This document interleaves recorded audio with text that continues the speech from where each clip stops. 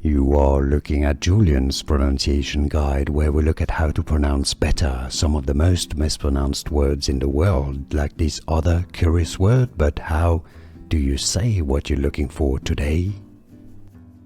We are looking at how to pronounce these words and more confusing vocabulary in English that many get wrong, so stay tuned to the channel to become part of the community and learn more. Opinions,